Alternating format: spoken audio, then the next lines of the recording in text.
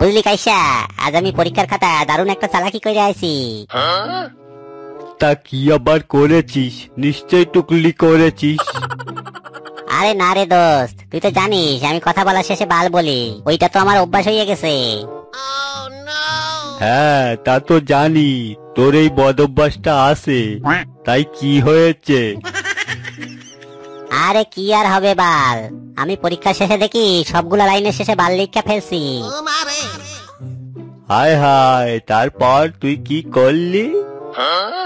কি আর করবো, তাড়াতাড়ি প্রতিটা লাইনের শেষের বাল কেটে দিতে লাগলাম, কিন্তু দেখি টাইম শেষ হইয়া যাইতাছে, তাই চালাকি কইরা খাতা শেষে লিখতে দিছি, স্যার সময়ের অভাবে সবগুলা বাল কাটতে পারি নাই, বাকিগুলো আপনি কাটতে দিয়েন।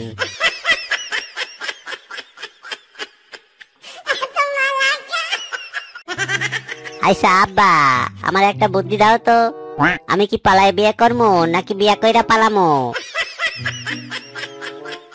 আচ্ছা, তার আগে তুই আমাকে একটা বুদ্ধি দে তো। তোমারে আমি আবার কি বুদ্ধি দিমু? তোরে কি সেরা জুতা দিয়া পিটাবো নাকি পিটাইয়া জুতা ছেড়বো?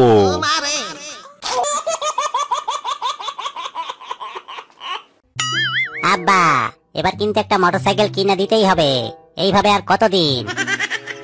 কেন রে হারামজাদা, জাফর সাহেবের মেয়ে টুনিকে দেখ, সে তো দিব্যি বাসে করে কলেজে যাওয়া আসা করছে।